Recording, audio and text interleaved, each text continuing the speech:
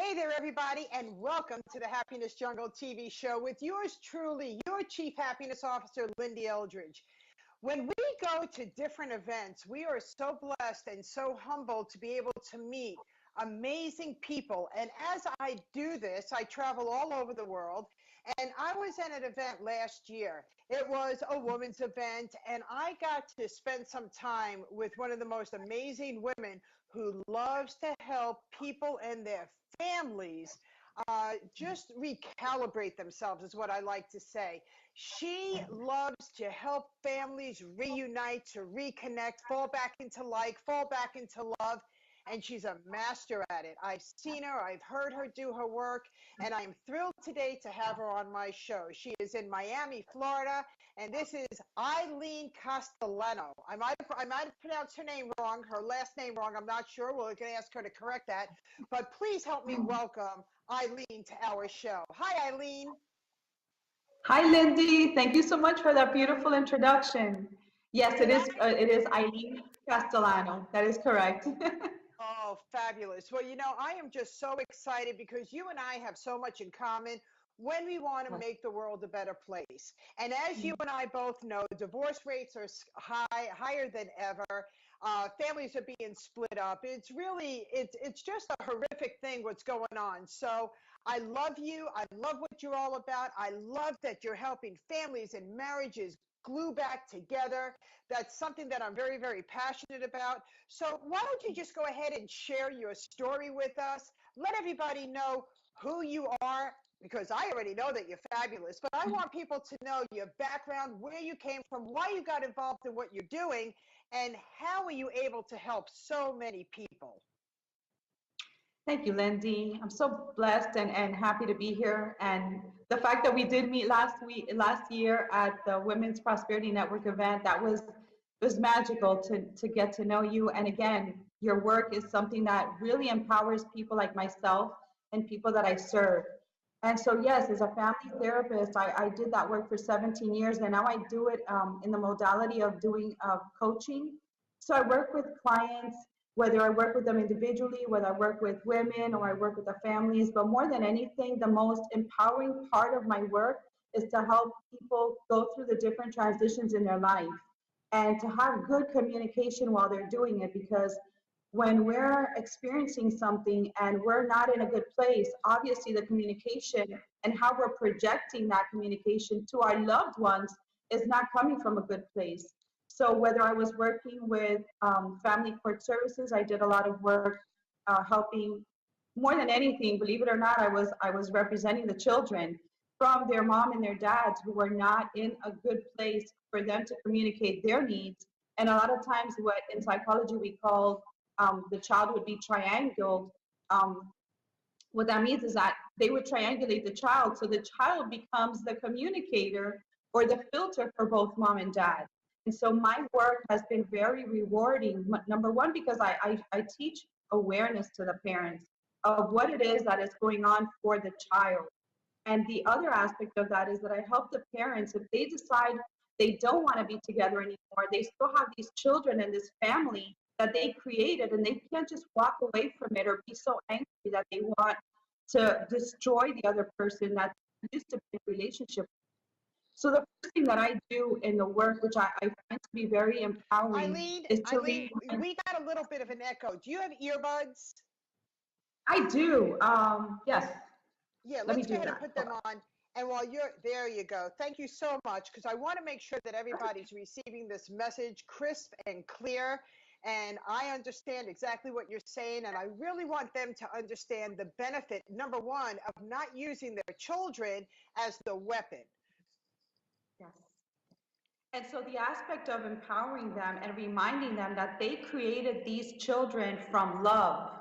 And I tell this to the kids, and I tell that when I'm sitting down with the family and we're all sitting down together, that is typically my introduction, is to remind everybody that these children came out of love, and they didn't come out of a discussion or being in conflict, that they came from a place of, at some point there was a union between mom and dad and the parents. And so once I bring that out, Lyn-Dee, everybody brings their guard down. And so it's so magical to watch that at the end, we still have to connect to what we loved about this person when we decided or when we had these children with them, and not forget that that is also the aspect that we get to use in order to heal from whatever happened in the marriage. And so it's really going back to that place of love and understanding and cooperation. And then we get to start diving into the deep work. But that's the foundation that has to be established first. And that's where I have found that there has been a lot of success for these families. And it was something that I implemented very strongly in my own relationship of many years, where there was, I was not going through a very positive experience in my own marriage. And imagine that I am working with families and I'm not in a good place. But I knew that with the aspect that was going to be very important to help me through it and my children, my 4 kids, was to know that the anger, the resentment, the conflict was never going to get any of us in a good place. And so even leaving the marriage, even though things weren't 100% how I wanted or how he wanted, it still had to come from a place of not wanting to destroy our children or the foundation that we had set up at one point that was a foundation of love and understanding and compassion. I love that. I love everything that you're saying. You know, you and I have a lot in common. I get to also coach Yeah. and mentor couples. So whether they're together or whether they need to now start co-parenting, step parenting, the most important thing is remembering that once upon a time we fell in like when we fell in love. And through that process, we created our children. And our children Yeah. weren't put on this earth as to be a tug of war. So I love what you're Yeah. saying. And it's so funny, Aileen. You know, unfortunately, I'm divorced twice. But here's the secret between what I have learned in my relationships. I learned what not to take with me so I don't bring it on to the next relationship. And more importantly, I learned more about compassion. Yes. How do you feel about that? That was one of the hardest aspect of all of it was staying in that place of compassion, Lyn-Dee, because it is so easy to get upset with a person for hurting you or for disrupting your peace and your happiness. And in my case, there was aggression, there was domestic violence. And so there were moments that I wanted to hate him so bad. But I knew that if I did that, then I would just become him when he was angry, and I did not want to lose any more than what I had already lost within myself, and I didn't want my kids to see that. So in that situation, the compassion or holding on to the compassion was very difficult, but it was the one thing that did get me through understanding that he was coming from a place of love too. That's how he knew how to love, and it was through possession, it was through manipulation and control, but it just wasn't what was resonating or what was good for me. And so the compassion helped me heal in order to be able to separate myself and not carry the anger. And like you said, I love that line that you just used. When you go into the next relationship or when you're getting out of a relationship, you want to just keep what is yours. And so I didn't want to drag through my life with the anger, the resentment, the aggression. And so the compassion really helped me to be able to leave that in the past and leave that behind and really step into a place of love and understanding and compassion with myself, which I found was something that not only for me, but all of us, it's important that we can all do that, women and men, that we can walk out of our relationships in compassion and in love with who we are. Because if something isn't working for us anymore and we stay, we're conspiring against ourselves. So when we get to decide, you know what, it doesn't serve me, then it's in honor of who you really are. And again, that's what your children are picking up on is that courage and that compassion and understanding for yourself that we get to do for us. And that's how we teach them the power of self-love. Mm, I love that. And the other thing that comes into play is forgiveness. Yes. And forgiveness isn't for the other person, it's for you, so you don't keep on drinking that poison. So one of the biggest things that I work with my clients is learning how to forgive. And what I share with my clients is you want want to forgive the other person for their weaknesses and however they have treated you, whatever has gone on, it's a weakness, and you want to go ahead and forgive them because people that are hurting will hurt. And the other thing is that you don't want your children to be part of this vicious cycle chain that we should stay married because we're unhappy, just because of the kids. We want to show the children that we've tried everything that we could possibly try to remend our relationship. But now it's time just to go back and split as friends. But we are both here for you because we are your parents. Absolutely. And forgiveness is very difficult because at first it's the forgiveness towards ourselves. I know I was beating myself up for such a long time because it was, how could this happen to me? How could I allow this to happen to me? I should have known better. I'm a strong woman. I'm educated. I'm a therapist. I know this. How did I allow that to happen to me? And then once I got past that, it was forgiving him. Because like you said, he's not coming from a place of love, understanding, and compassion. He's coming from a place of weakness and fear. And so when I was able to separate that and understand that in his mind, and when you talk to him, and I'm sure this happens, I've seen it happen with clients, when you talk to the other person, they in their mind, in their hearts, they feel like they do love the other person and that they were just acting out of love. And so it's their own misunderstanding of themselves. But again, that's their work, right? And so the forgiveness aspect is so important for us to forgive ourselves so that then we can also forgive them for what has happened in the relationship. Yeah, and then all of a sudden you're teaching your children such valuable lessons in life that Yes. they're going to need to take with them in many different relationships, working relationships, friendship relationships, loving relationships, all these different relationships. So as parents, we want to make sure that we are doing exactly what we want our children to do as they get older. And one of the other biggest thing is that, I have a book that I published in 2009 called Tears of Fears Behind Closed Doors. It's my journey with domestic violence. But more importantly, it was to help others be stronger, get out of that relationship, and not use your children as the pawn. Because I always say this line, and it's time will either promote you or expose you. Let your children learn who both parents are. They're going to figure it out as they get older. And as long as you didn't do any of the poisoning, anything that was going to interrupt their love for their parents, you are going to be golden. Because as kids get older, you want them to look back and go, my mom, my dad, they never said anything bad about one another. Just because my dad or my mom didn't pay child support, they didn't put that on us. We still got to see our parents. Too many of us are using all of what we're supposed to have from the other party, and if they don't, we're telling them, well, then you're not going to see your kids. That's using your children as a pawn. And I for one, have never done that, and I'm totally against that. So for everybody that's listening, when you're going through these hard times and your significant former other, isn't doing financially or anything else that they said that they were going to do for you, even though it's pertaining to the children, that's between the two adults. Do not use your children and say, well, if you don't pay me child support, if you don't do this, then you're not going to see your kids. You're not playing on a very on a well-balanced playing field.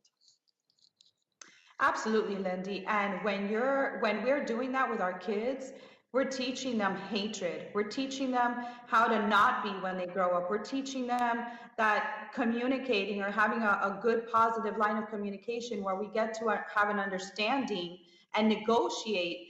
When we're not doing that within ourselves, we're not teaching our children those skills. And one of the most powerful skills any individual can have to expect success when they're old or older in their careers, and like you said, in relationships, all sorts of relationships, is having good positive communication skills and negotiation skills. And that's something that they get to learn at home. So even at our worst, when we are going through the divorce or post-divorce in these cases, it is teaching the children through our own example, what we're modeling, that negotiation is something that is always going to get us to a good place, rather than using the conflict and the throwing at each other, and that animosity, because all of that is just poisoning us, but it's also poisoning our kids. And then they're not going to have good relationships down the road. So as parents, and we're doing a co-parenting with these parents, it is so predominantly important that they use good communication skills and never make the children the pawn, or putting the child in the middle of the conflict, because there's never going to be a positive result for any of that. Never. Okay, so now let's switch it. Now I want to help marriages stay together. I want to help people fall back into like.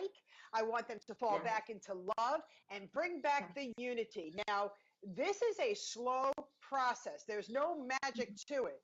But if we have two parties, the two people that want to stay together, the number one is that they both have to want it. It can't be one wants it and the other one says, well, we've tried it before, it didn't work, but yeah, come on, we'll try it one more time because she wants to do it or he wants to do it.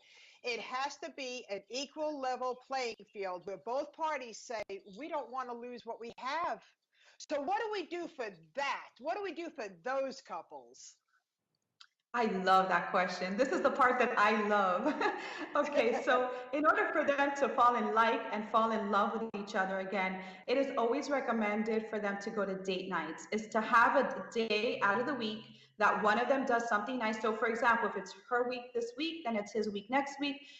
Just creating something magical, something pretty. It doesn't have to cost a lot of money. It could be at the park, could be at the beach, could be anywhere, it could be in the car.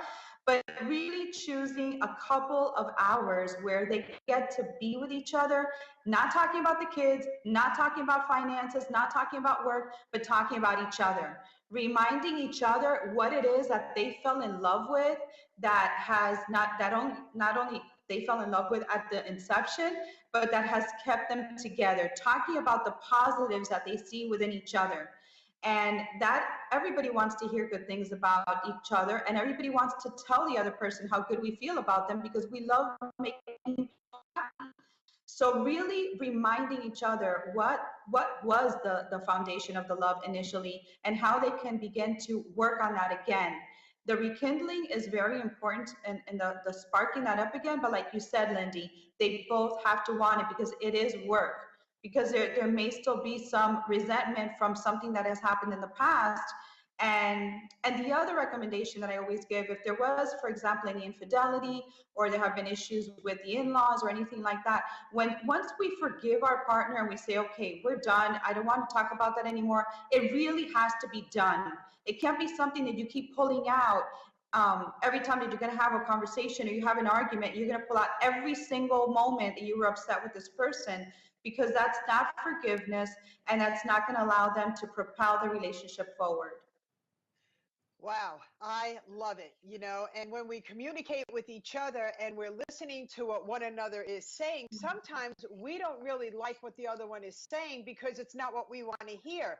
So what I try to help people with is pausing.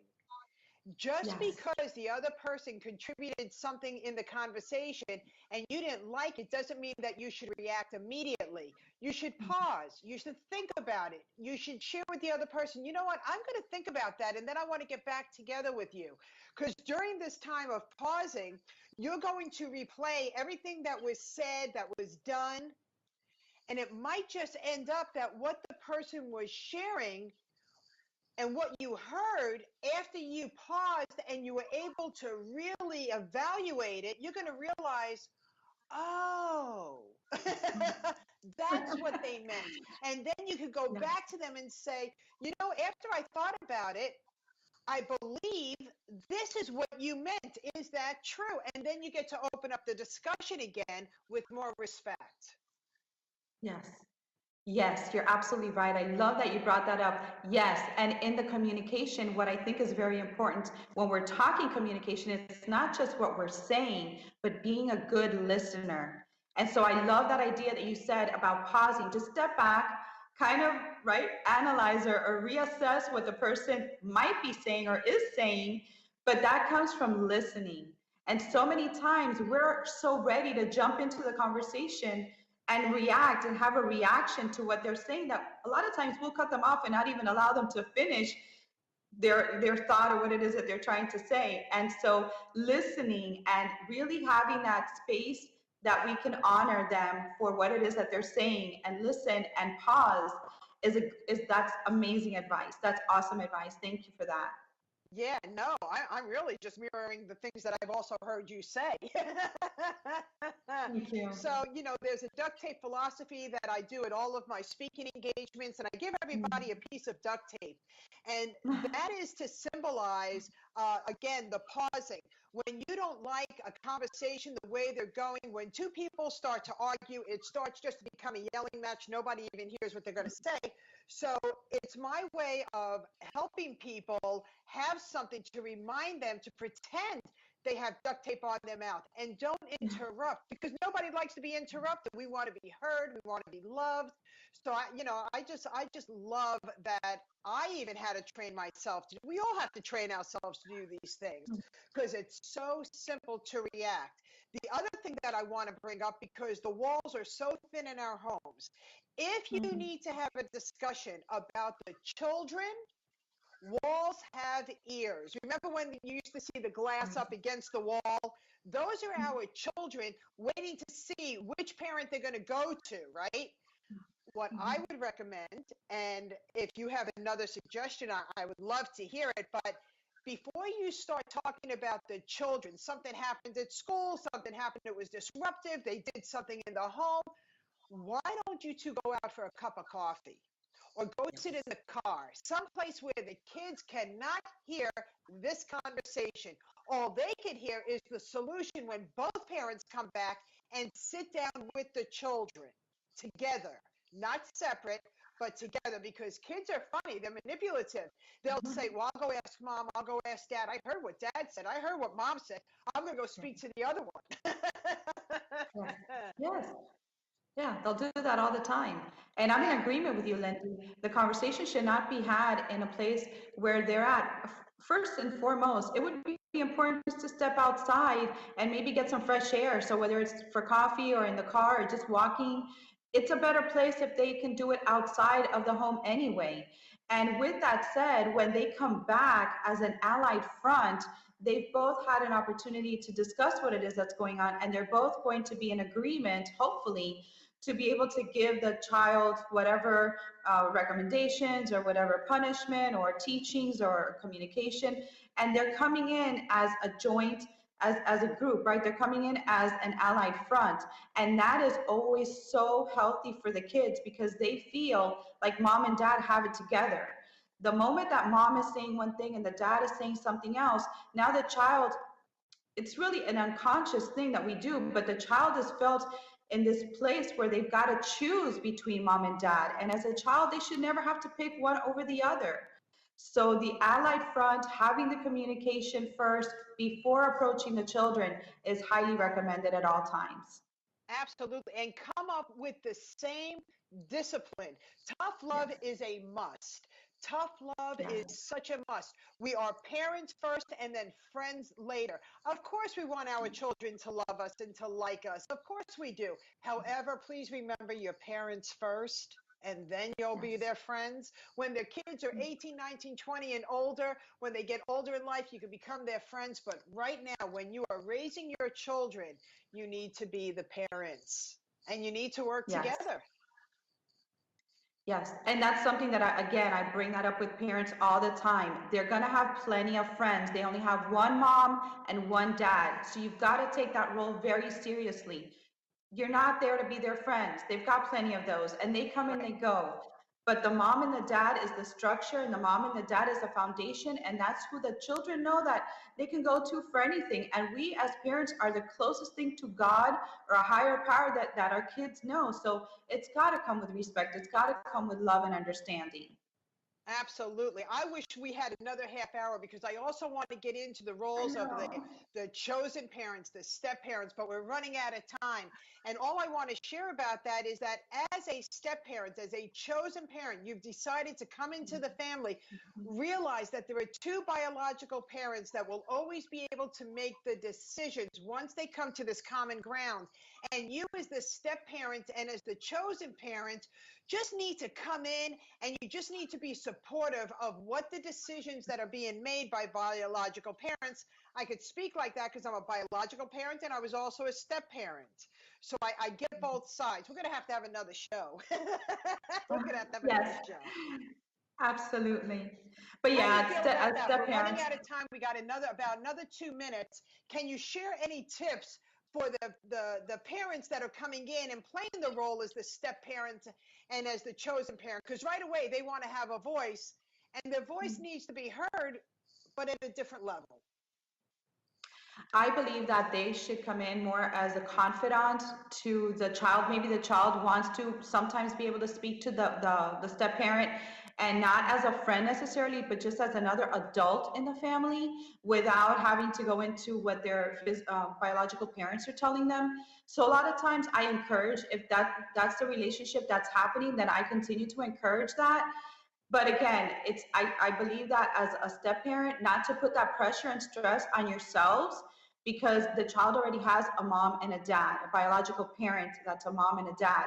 But at that point, you can put your 2 cents in, but again, I would recommend that you do that with your partner and not to jump in and do that with the child, because we don't want to confuse the child or feel like now the step parent is being flexible when maybe mom and dad are not. So we never want to go over those boundaries that the mom and the dad have set, because it's just going to create another situation. Absolutely. Okay, we're running out of time. I know there are many people that are going to want to get a hold of you and speak with Thank you. you and even probably hire you because you're just fabulous with results. How do they get a hold of you? They can, EileenC.com is my website, and there you can schedule a chat. I would love to offer everybody 30 minutes for free. We can talk about anything, any issues, any dilemmas, anything that they're going through right now. I would love a conversation. You can find me again, EileenC.com. That's my website, and just select a 30-minute free chat, and I'd love to talk to all of you. Thank you. You will be so happy that you went to her, that that there's honest help out there with a woman who is absolutely genuine. We never said that life was easy, but we did say that you could be happy. This is your Chief Happiness Officer, Lyn-Dee Eldridge, and my guest, Aileen, coming to you from our heart and with love. Take care and get in touch with her. She's good stuff. Thank you. Lots of love to all of you. Thank you, Lyn-Dee. Thank you.